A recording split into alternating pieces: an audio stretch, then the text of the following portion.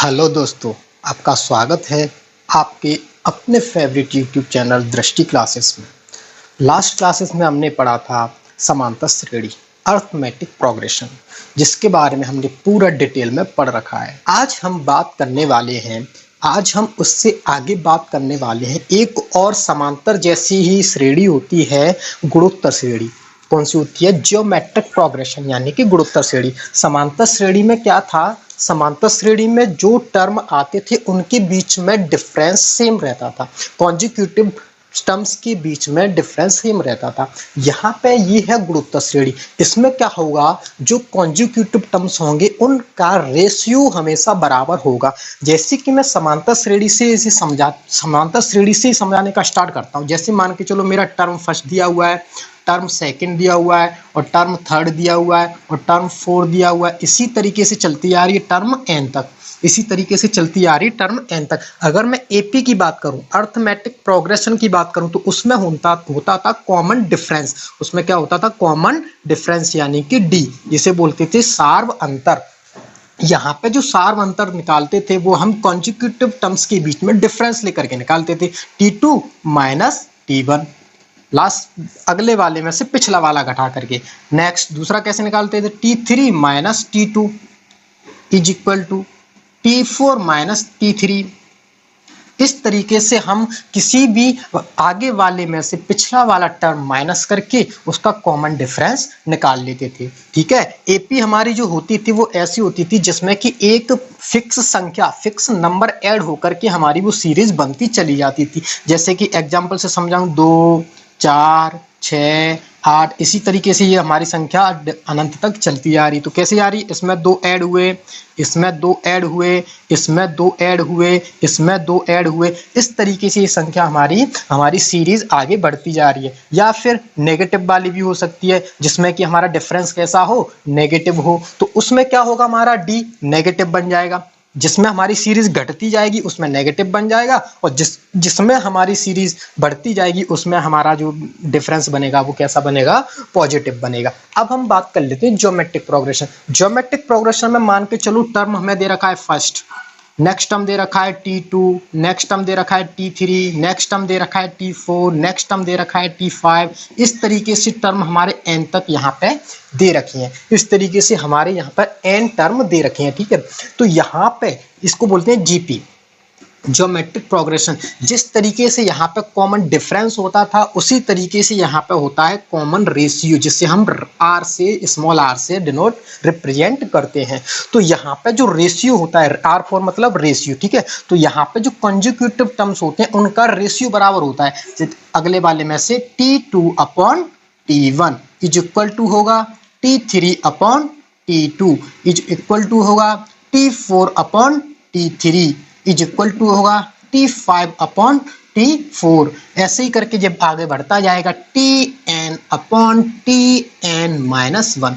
इस तरीके से जो कंसेक्यूटिव टर्म्स हैं उनका रेशियो बराबर होगा। वो श्रेणी हमारी कहलाती है गुणोत्तर श्रेणी। इसका एक एग्जाम्पल लेकर के मैं आपको समझाता हूँ। इसका एक एग्जाम्पल अगर मैं लूँ तो मान के चलो मैंने एक एग्जाम्पल लिया आपके लिए, मान के चलो मैंने एक एग्जाम्पल लिया आपको, 2, 4, 8, 16, 32, 64, इस तरीके से कोई सीरीज मेरी चलती जा रही है।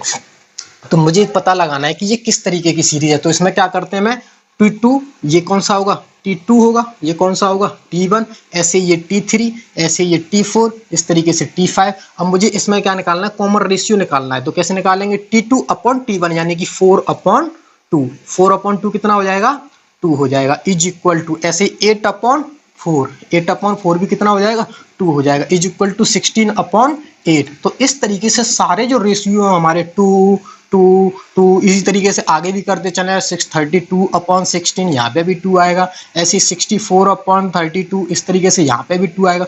इस तरीके से जो सीरीज हमारी चलती जा रही है, तो इस तरीके की जो सीरीज होती है वो होती है हमारी जीपी, गुणोत्तर श्रेणी। तो ये एक जो उदाहरण हमारा दे रखा है वो कैसा है? जीपी का उदाहरण है। किसका है? गुणोत्तर श्रेणी का उदाहरण है। एक और एग्जाम्पल ले लेता हूं मैं, जैसे कि एक और एग्जाम्पल ले लेता हूं। नेक्स्ट एग्जाम्पल मेरा दे रखा है 3, 9, 27, 81, इस तरीके से 243, इस तरीके से कोई सीरीज मेरी चलती जा रही है। तो इसमें मैं रेशियो चेक करूं तो क्या होगा, T2/T1 यानी 9/3, तो कितना आ जाएगा, 3 आ जाएगा। ऐसे 27/9, तो 27/9 यहाँ पे भी कितना आ जाएगा, 3 आ जाएगा, और इज इक्वल टू, ठीक है। ऐसे यहाँ पे देखो तो 81/27, तो इसको काटूंगा तो कितना आ जाएगा, 3 आ जाएगा। इसी तरीके से ये सीरीज मेरी आगे बढ़ती चली जाएगी। कहने का मतलब गुणोत्तर श्रेणी वह श्रेणी होती है जिसमें तो कॉन्जिक्यूटिव जो टर्म्स होते हैं उनका रेशियो बराबर होता है, उनका रेशियो बराबर होता है, ठीक है।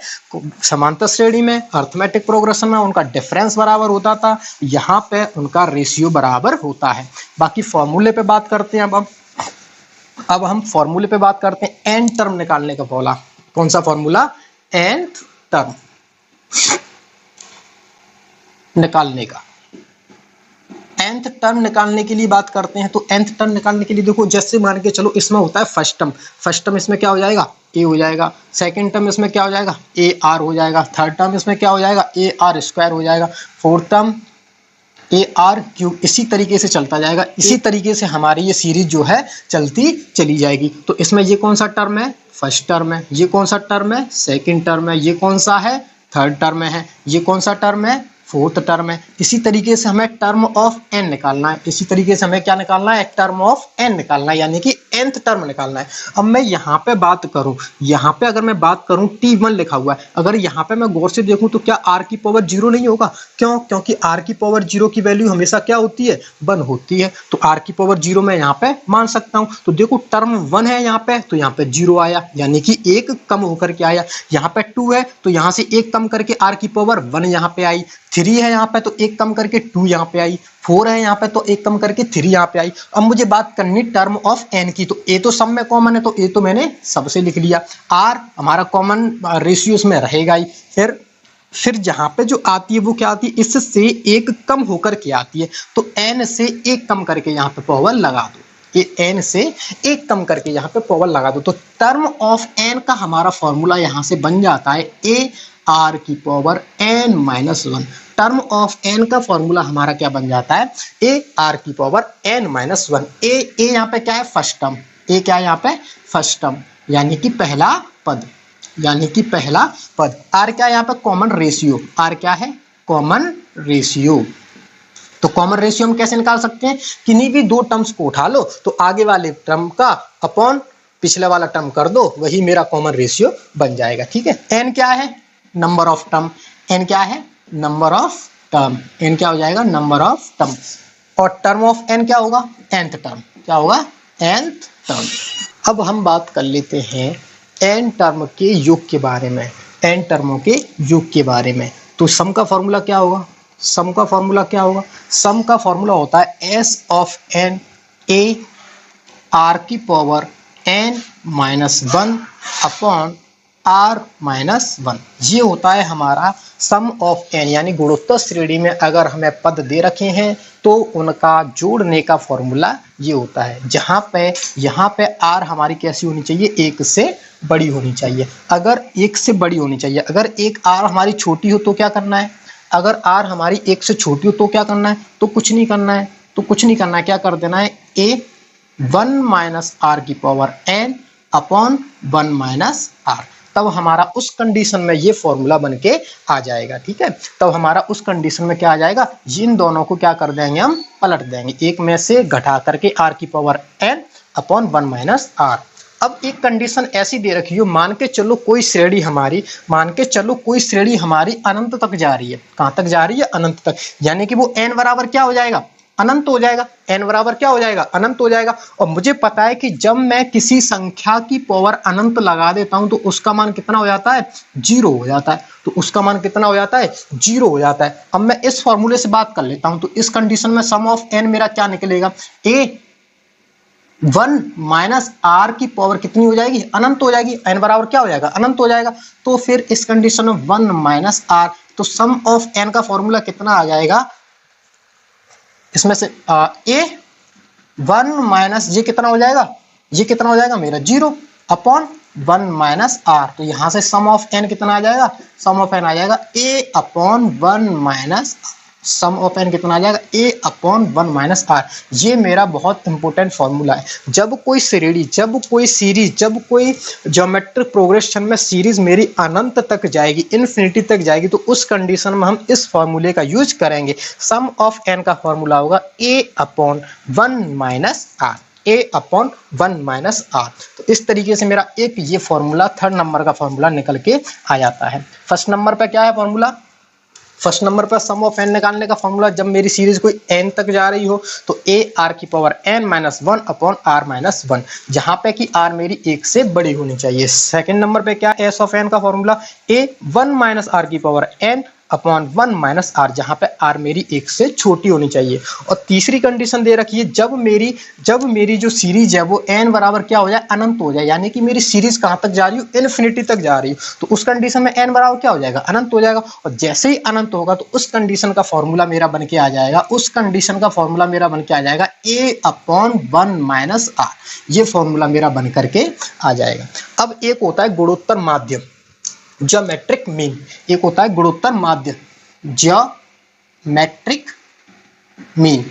तो इसका फॉर्मूला होता है, ज्योमेट्रिक मीन का फॉर्मूला होता है रूट ऑफ ए बी, यानी कि जब दो नंबर हमें दिए होंगे और उसका हमें ज्योमेट्रिक मीन निकालना होगा तो दोनों को मल्टीप्लाई में रखना है और उसका हमें लेना है अंडर रूट। तो उसका क्या ले लेंगे, अंडर रूट। अब हम चलते हैं कुछ इस पर बेस्ड इंपोर्टेंट क्वेश्चनों की तरफ। मेरा पहला क्वेश्चन गुणोत्तर श्रेणी से रिलेटेड दे रखा है, find the sum of the series. इस तरीके से कुछ सीरीज दे रखी है, इसका हमें क्या निकालना है, सम निकालना है। क्या निकालना है, इसका सम, यानी कि हमें इसका योग या जोड़ हमको इसको निकालना है। मान के चलो ये सीरीज हमारी कहाँ तक जा रही है, एन तक ये सीरीज हमारी जा रही है। तो इस कंडीशन में इसका क्या रहेगा, तो सबसे पहले तो हमें ये चेक करना है कि ये सीरीज जो है वो हमारी ज्योमेट्रिक प्रोग्रेशन में है कि नहीं। तो उसके लिए क्या करते हैं, x माइनस वाई को अगर मैं देखूं तो x माइनस वाई है, x माइनस वाई है, प्लस दूसरे टर्म को मैं देखूं तो ये क्या है, x square minus 2xy plus y square. ये तो मैंने फॉर्मूला पढ़ा हुआ है, ये फॉर्मूला मैंने पढ़ा हुआ है अलजेब्रा में। ये किसका फॉर्मूला होता है,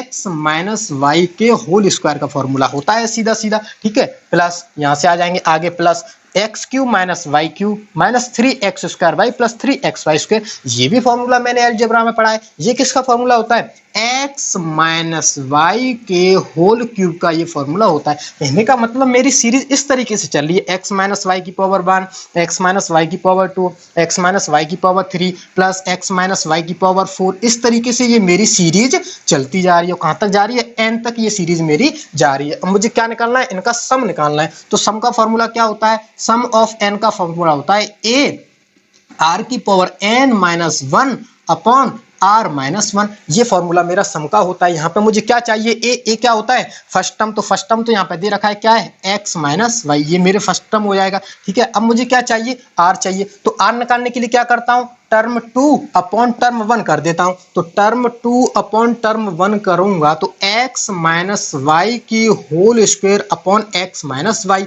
तो x माइनस वाई से x माइनस वाई एक बार कट जाएगी तो बचेगा क्या, x माइनस वाई, यानी r बराबर क्या आ जाएगा, x माइनस वाई, यानी कि कॉमन रेशियो यहाँ पे कितना होगा, x माइनस वाई। अब क्या करना है, यहाँ पे x r की वैल्यू पुट करनी है। तो x minus y, x minus y, x minus y की पावर कितनी लगा देंगे, n लगा देंगे, माइनस 1 अपॉन r, यानी कि x माइनस वाई और माइनस 1।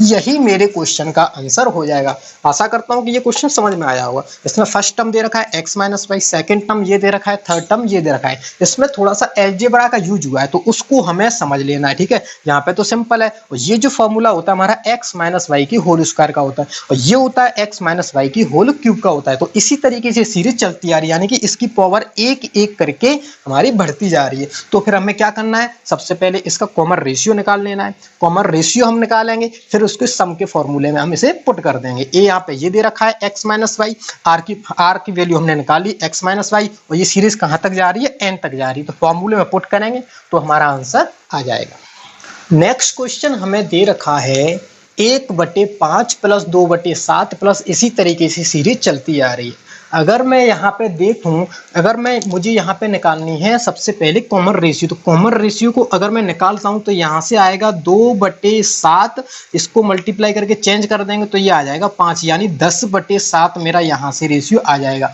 फिर इसको निकालता हूँ तो इसको निकालेंगे तो क्या आएगा, इसको निकालेंगे तो क्या आएगा, इसको मैं निकालूंगा तो 1/5 स्क्वायर, 1/5 स्क्वायर मल्टीप्लाई इसको करेंगे तो इसको पलट देंगे, डिवाइड देंगे तो 7/2 हो जाएगा। तो यहाँ से मैं देखूं तो ये तो मेरा रेशियो बराबर ही नहीं आ रहा, यहाँ से देखूं तो ये तो मेरा रेशियो बराबर नहीं आ रहा। कहने का मतलब इस तरीके से ये सीरीज मेरी गुणोत्तर श्रेणी में नहीं है। इस तरीके से अगर सीरीज को देखूं तो मेरी ये जीपी में नहीं है। तो फिर एक और लॉजिक की तरफ चलते हैं। अगर मैं एक एक छोड़ करके अल्टरनेट देखूं, अगर मैं अल्टरनेट देखूं तो देखो यहाँ से देखो 1/5 और 1/5 का स्क्वायर, 2/7, 2/7 का स्क्वायर, 1/5 का स्क्वायर, 1/5 का क्यूब, फिर इस तरीके से 1/5 का 4 आया होगा। यानी एक सीरीज तो मेरी यहाँ पे ये ऊपर चलती आ रही है। और यहाँ से देखूं तो 2/7, 2/7 का स्क्वायर, 2/7 का क्यूब, यानी एक सीरीज मेरी यहाँ पे चलती आ रही है। तो इस तरीके से मेरी दो सीरीज चल रही हैं। दो सीरीज कौन कौन सी चल रही है, 1/5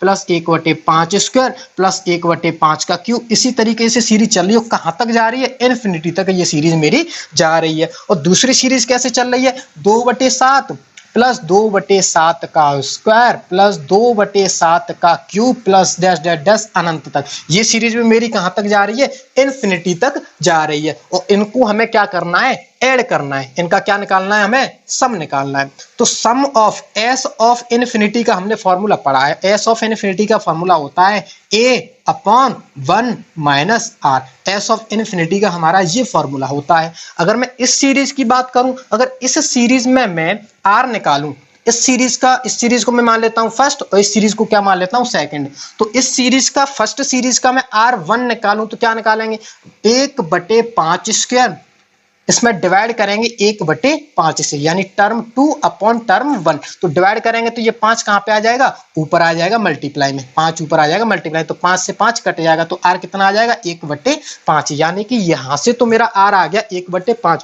और इसका r मैं निकालता हूं, R2 निकालता हूं तो कैसे निकालेंगे, 2/7 स्क्वायर, यानी टर्म 2 का स्क्वायर, टर्म 2 अपॉन टर्म 1, ठीक है। तो 2 से तो 2 खत्म हो जाएगा और ये 7 ऊपर जाएगा तो 1 7 से 1 7 कट जाएगा। तो यहां से r कितना आ जाएगा, 1/7। यानी इस सीरीज के लिए, इस जीपी के लिए तो मेरा r 1/5 आ गया और उस जीपी के लिए r जो आ गया 1/7 आ गया। और सम ऑफ इन्फिनिटी का फॉर्मूला होता है a/1 माइनस r, यानी a क्या होता है, फर्स्ट टर्म होता है।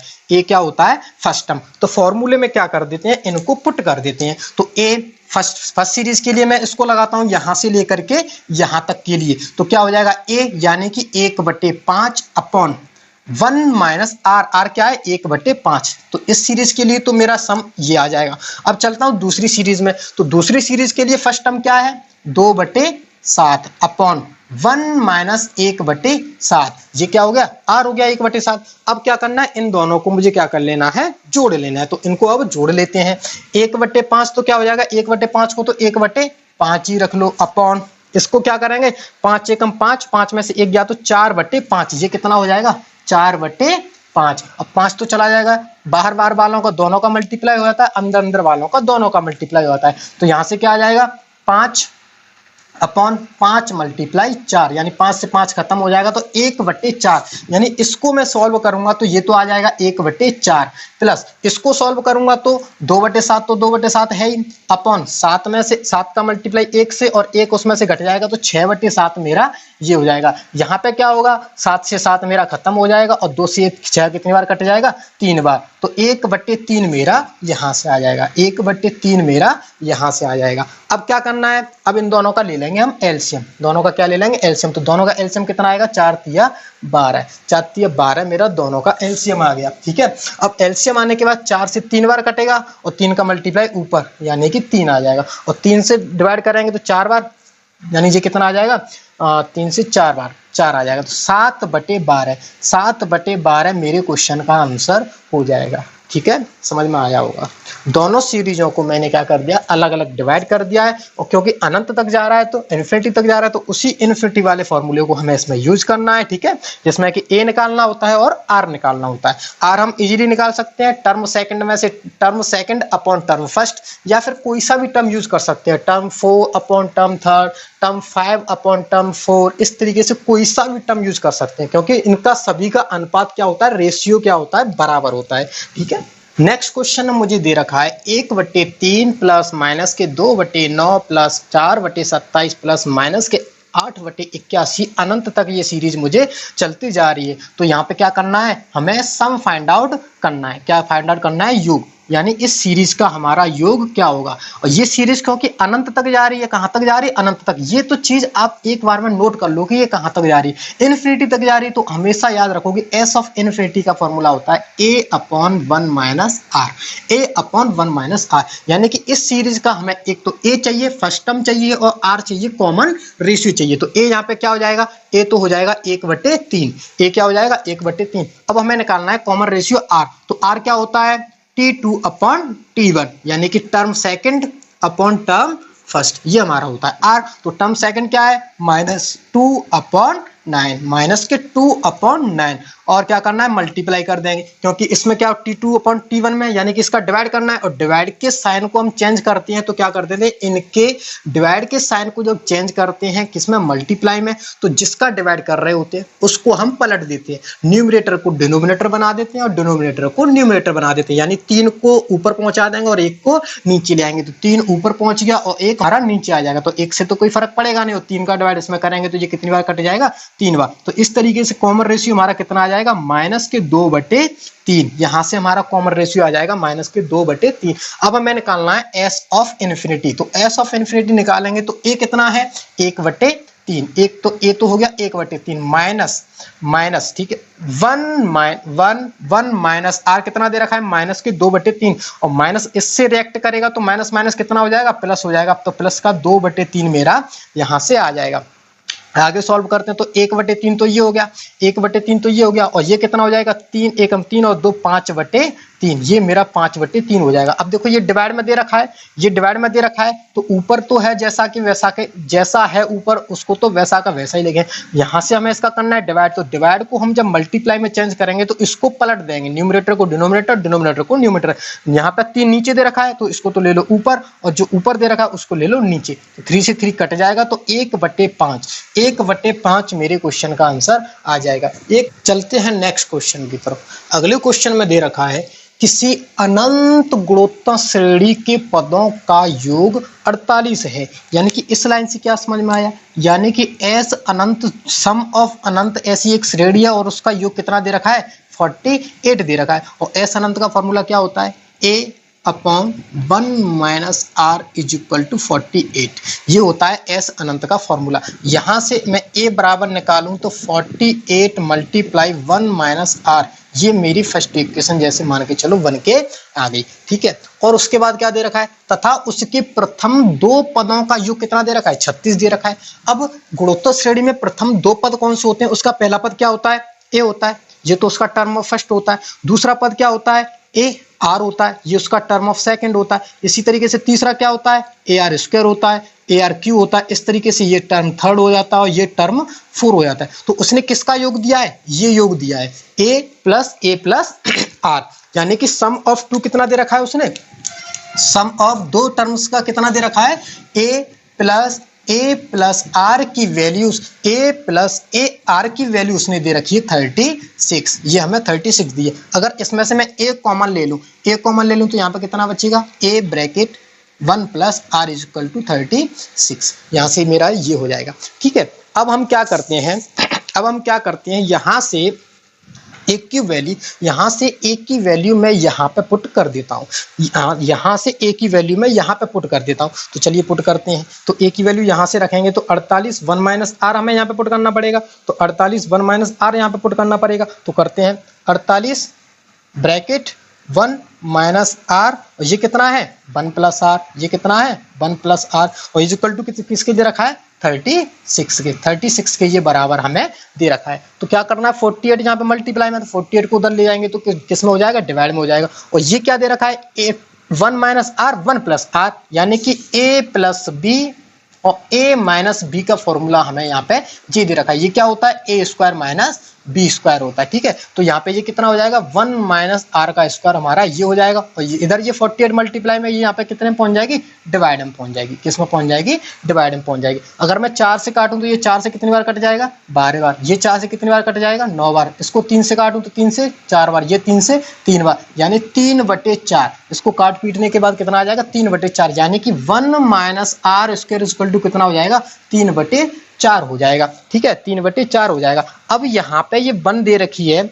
यहाँ पे ये 1 दे रखी, इसको मैं ले जाता हूँ उधर, इसको मैं ले जाऊंगा उधर, तो ये किस में जाएगी, माइनस में जाएगी। तो माइनस के r square is equal to 3/4 minus 1, पर यहाँ पे माइनस है। अब मुझे इसको माइनस को करना है प्लस, तो माइनस को प्लस करेंगे तो क्या करना पड़ेगा, दोनों इक्वेशन में माइनस का मल्टीप्लाई करना पड़ेगा। तो दोनों में माइनस का मल्टीप्लाई करूंगा तो यहाँ से तो ये बन जाएगा आर स्क्वायर, और इसमें क्या होगा, जो माइनस का होगा वो प्लस का हो जाएगा, जो प्लस का होगा वो माइनस का हो जाएगा। ठीक है, तो 1 माइनस 3/4 ये मेरा क्या हो जाएगा, चेंज हो जाएगा। तो यहाँ से आगे सॉल्व करेंगे तो आर स्क्वायर कितना हो जाएगा, 4 एकम 4, और 4 में से 3 गए तो कितना बचेगा, 1/4। ठीक है, और आर स्क्वायर जब स्क्वायर को दूसरी साइड भेजते हैं तो दोनों तरफ हम क्या कर लेते हैं, अंडर रूट ले लेते हैं, रूट ले लेते हैं। इधर रूट लेंगे तो इधर रूट लेंगे तो क्या बचेगा, आर बच जाएगा, और इधर रूट लेंगे तो क्या हो जाएगा, 1/2, प्लस माइनस का 1/2, यानी मेरे आर की वैल्यू कितनी आई, प्लस माइनस 1/2 आई। अब मुझे निकालना क्या है, तो सबसे पहले मुझे फर्स्ट टर्म ही नहीं दिया है, तो फर्स्ट टर्म मुझे निकालना है। तो फर्स्ट टर्म निकालने के लिए मैं क्या करता हूँ, यहाँ से ले लेता हूँ। ठीक है, यहाँ से ले लेता हूँ, किसी भी इक्वेशन में पुट कर दो, मेरा आर की वैल्यू आ चुकी, तो प्लस के 1/2 मैं यहाँ पे पुट कर देता हूँ। तो a is equal to 36/1 plus r, यहाँ पे मैं आर की वैल्यू प्लस की पुट कर देता हूँ। तो 36/1 प्लस 1/2, तो ये कितना हो जाएगी, 3/2।